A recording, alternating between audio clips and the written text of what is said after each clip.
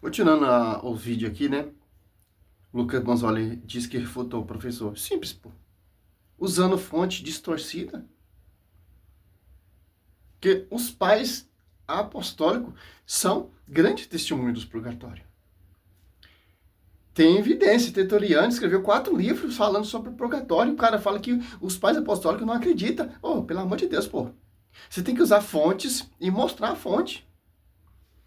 Vamos lá, né? Que é o próprio Robson 2.0, uma pessoa muito querida aqui de todos aqui do canal, um meme vivo, inclusive, né, já faz parte em várias músicas das introduções das nossas lives, que é o apologista católico, que ele vai comentar esse texto aqui, e ele vai literalmente dizer que esse texto não pode ser usado para provar o purgatório. E ele, inclusive, vai bater boca com outro católico que tentou usar esse texto para provar o purgatório. É um dos vídeos mais divertidos que eu já vi. Vamos ver o que o Robson Confia tem a dizer sobre esse texto. Vamos lá. A passagem de Mateus 12:32. O rapaz queria saber sobre a relação dela com o purgatório. Beleza? Aí, eu falei na live que não é a melhor forma de abordar o texto, né, levando em conta a pergunta que ele fez, porque dificilmente você vai num debate, né, ou conseguir defender que aquele texto fala do purgatório. Enfim, aí algumas pessoas, inclusive o próprio Felipe, né, do canal MSF Católica, ele disse que não, aquela passagem sim fala do purgatório, e a igreja defende isso, a igreja ensina isso, né, tal. E aí gravou um vídeo mostrando que a passagem sim fala do purgatório, né? Então primeiro eu vou mostrar a passagem, depois eu vou mostrar o contexto, mais um pouco do contexto. E eu acho legal, né, um debate, né, teológico entre católicos, e eu acho interessante, né, deveria acontecer. Não deveria ter um debate entre católico e católico com o mesmo tema. Porque se é uma unidade, ou Robson 2.0, não pode ter divergência. É a mesma doutrina. Se é a mesma doutrina, como vai ter um debate com a mesma doutrina? Simples. Eu já vi você na live do Paulo Leitão, que você não aprendeu nada do Paulo Leitão, pô. Saudoso Paulo Leitão, né? Simples.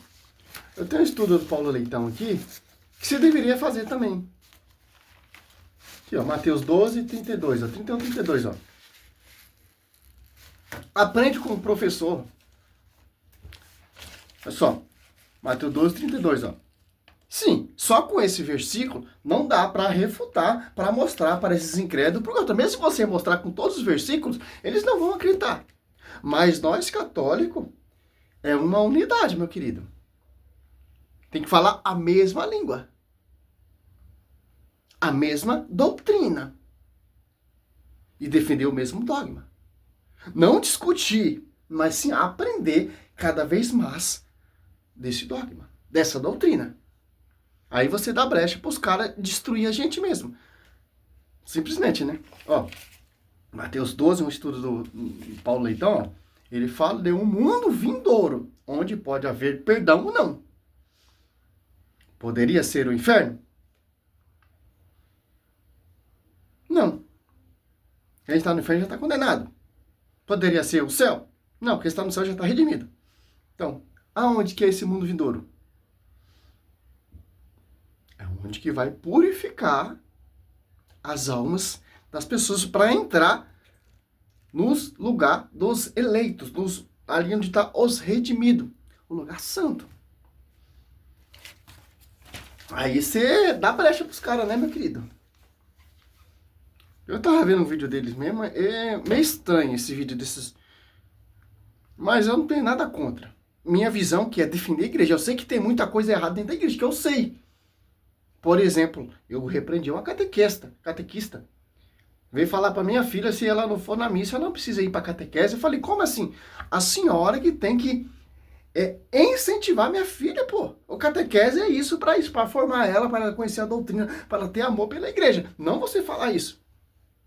Ah, mas desculpa, fui equivocado. Não. Ensina direito a doutrina. Ensina as crianças a ter amor pela igreja. Através de onde? Da catequese. Depois a crisma. Depois vai. Simples. Isso é mais, diga-se de passagem, no YouTube. Ou seja, um católico quebrando o pau com outro católico, porque o outro católico achava que esse texto prova sim o purgatório, deve ser usado para provar o purgatório.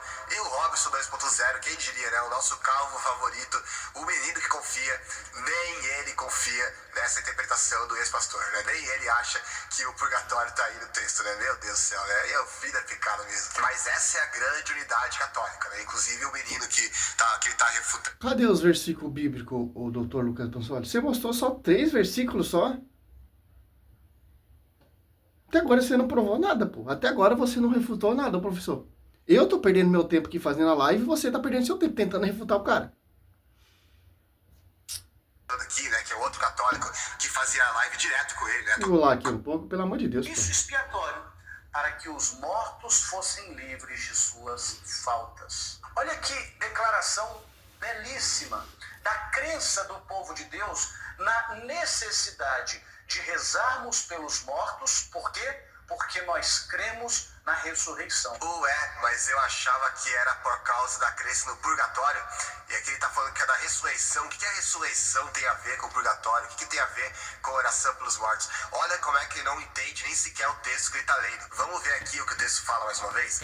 Belo e santo modo de agir decorrente da sua crença na ressurreição. Lembrando que aqui ele está lendo um texto do livro apócrifo de 2 Macabeus. Esse livro nunca foi aceito no canto pelos judeus, nem pelos pais da igreja, nem pela maior parte dos próprios autores da igreja, e pela época da Idade Média, até mesmo na época de Lutero, lá, o cardeal Caetano não aceitava e tudo mais, né? Mas isso é outra...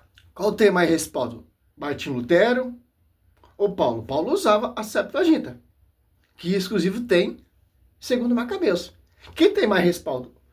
São Paulo apóstolo ou Lutero ou Caetano lá, amigo do Lutero? Paulo usava a Septuaginta. Certo, doutor? Eu vou com o que Paulo usava.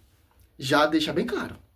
Consulta na questão do canônico. Agora vamos entrar na questão do próprio texto em si, porque mesmo se esse livro fosse canônico... E ele falou... Aí ele... Ó, segundo Macabeus 12 ali, ele fala que não tem. Mas em Hebreus 11:35, cita segundo Macabeus 7. Segundo Macabeus 15:39, cita 1 Timóteo 5:23. Por quê? São Paulo usava a Septuaginta, que tem essa lista. Então, meu irmão, fico com Paulo, não fico com Lutero. Porque o Lutero, quando ele fez a reforma protestante, trazia a Bíblia ali para o alemão, usando referência como a Septuaginta, tirou os 7 livros. Por quê? Para negar isso mesmo, porque você está fazendo agora. Negar o purgatório, negar a doutrina, negar a igreja, negar etc, etc, por aí vai. Então, é inspirado sim. Se Hebreus 11:35 não citar segundo Macabeus 15:39, ou 1 Timóteo 5:23 cita segundo Macabeus 15:39, se não citasse, aí sim, meu. Mas os apóstolos usavam essa versão. Certo? Aqui já se está confundindo as coisas.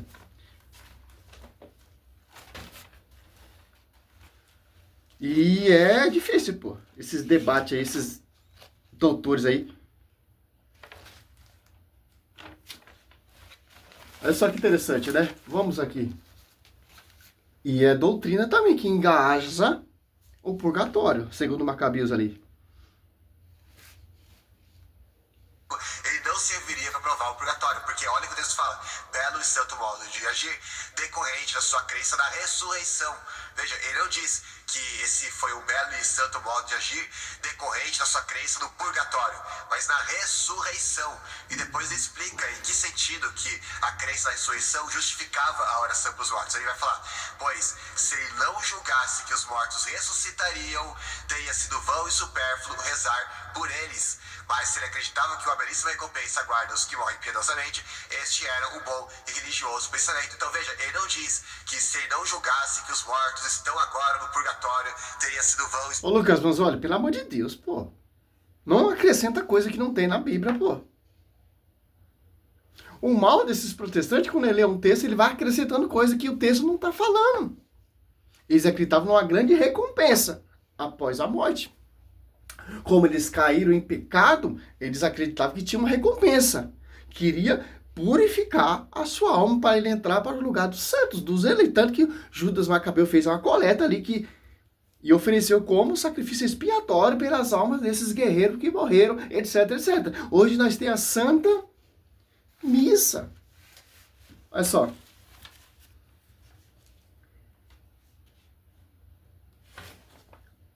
Aqui, ó. Não acrescenta. Os protestantes, eles acrescentam coisa que não tem, pô.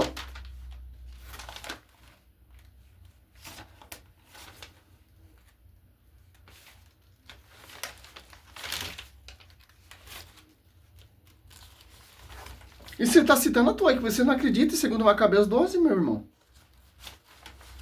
Ó. 2 Macabeus 12, 42 ou 42, 40 ou 46, ó. Você faz esse mesmo ato, mesmo que por esse ato expiatório.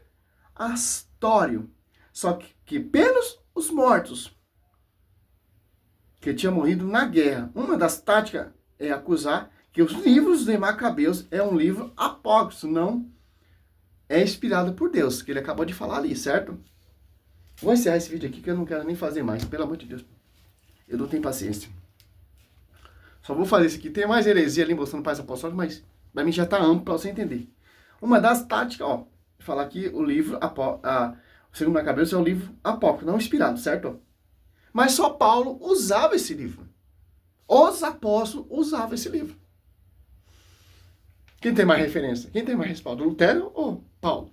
Ou apóstolo? Só que Jesus Cristo não concorda. Jesus Cristo cita o livro de Macabeus. Já fiz um vídeo falando sobre isso. São Paulo cita o livro de Macabeus. Em Timóteo 5:23, ele cita 2 Macabeus 15:39. O autor de Hebreus 11:35 cita 2 Macabeus 7. Aqui já destrói toda a sua mentira e esses seguidores aí seu aí. Então, esse ato de expiação pelos mortos, o ato de oração, foi comum tanto na igreja primitiva como é comum, olha só, até hoje. Como o Antigo Testamento, comum tanto lá no Antigo Testamento e até hoje.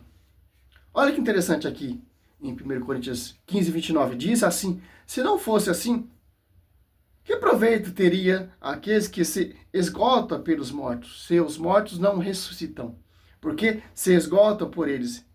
Essa é a tradução da CNBB, né? Comissão dos Bispos. Olha que interessante. Desde o Velho Testamento, era comum celebrações em honra aos mortos. Segundo Crônica 32:3 e 33, Ezequias adormeceu, entrou entre seus pais e foi sepultado na parte superior do sepulcro dos filhos de Davi. Todos os habitantes de Jerusalém lhe prestavam honras fúnebres. Honraria os mortos é coisa do povo de Deus, Lucas Manzoli. Deus somente...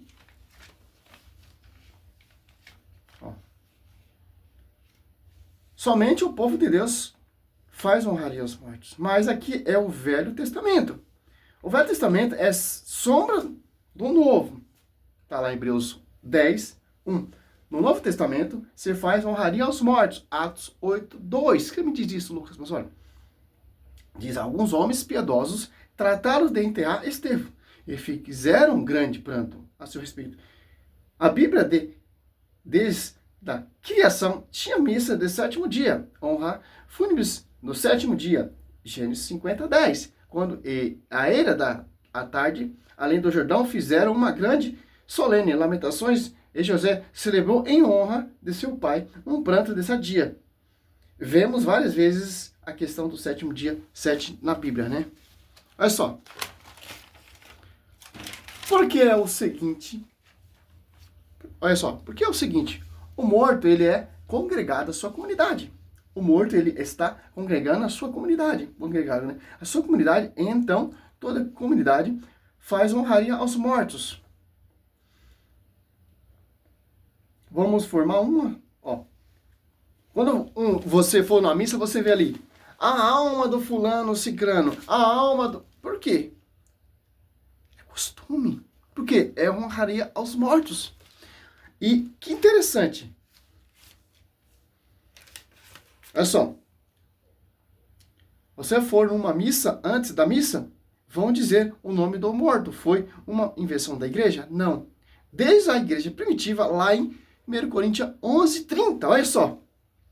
A igreja primitiva, a igreja lá no Velho Testamentário, e é hoje, segue, ó.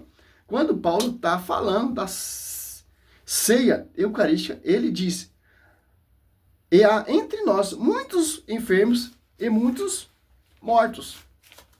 Cristo desceu lá para pregar para os mortos.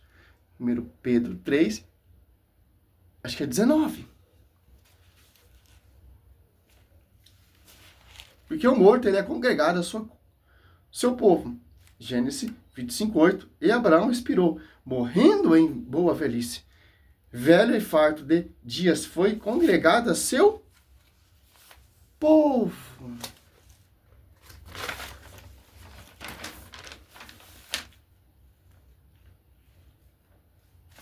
Que já citei muita coisa aqui, ó.